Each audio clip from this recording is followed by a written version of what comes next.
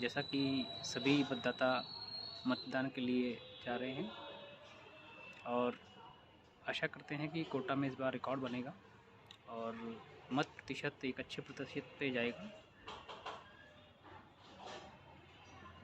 चुनाव हो जाएगा,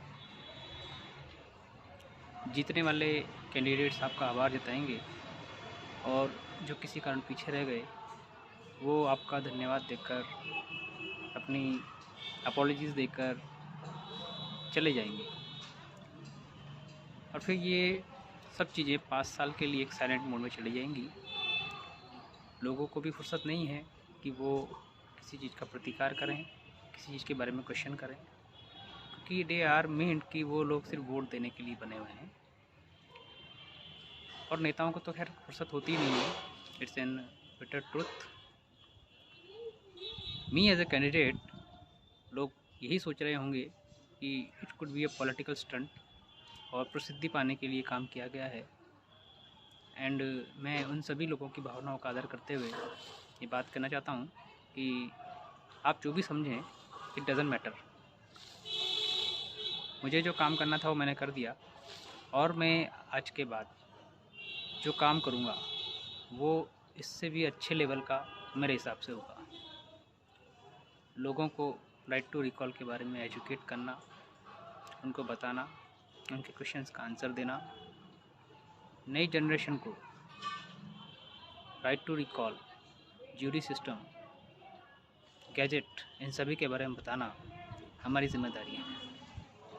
मैं ऐसा नहीं कहता कि वर्तमान में जो पार्टियां चुनाव जीतकर सत्ता में आएंगी उनको ये नहीं पता कि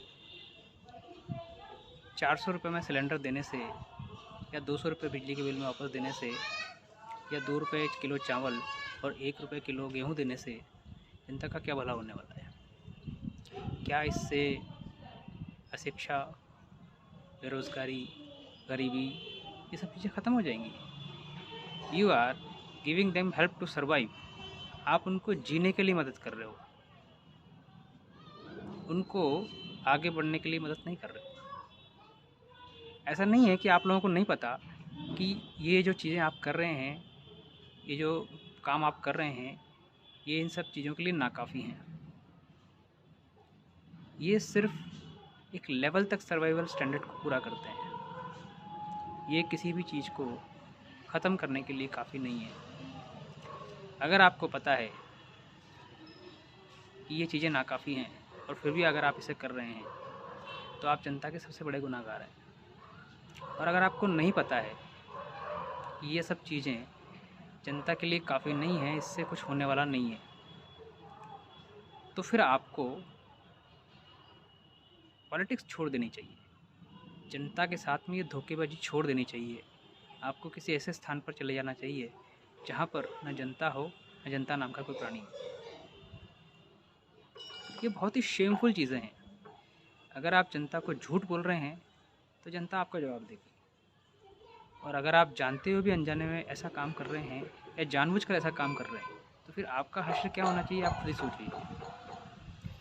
मी एज ए कैंडिडेट, मैं बड़ी बड़ी बातें नहीं कर रहा हूँ। डे 1 से मैंने यही एजेंडा रखा है कि मैं राइट टू रिकॉल को लेकर आऊँगा। लोगों को, उनके चुने हुए प्रतिनिधि को, अगर उनका काम पसंद नहीं है तो उस टेन्योर के मध्य में ही उसको रिकॉल करने की पावर उनको दूंगा।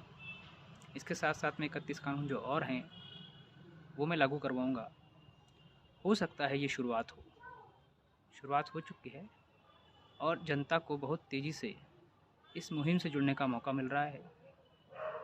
और मैं आपको आश्वासन नहीं देता, मैं पूर्ण प्रतिज्ञा करता हूँ कि मैं इस काम को जल्दी से जल्दी पूरा करने और इसके निमित्त तक पहुँचाने के लिए प्रयास करूँगा। संसाधनों की कमी भले ही हो, लेकिन संकल्प और साहस की कमी बिल्कुल भी नहीं है। आप सभी तैयार रहिए एक नए युग के लिए जिसका हमें पदार्पण करना है।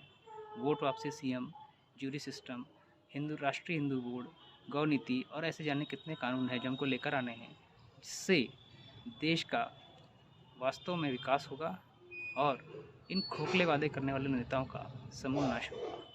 जय हिंद, जय भारत।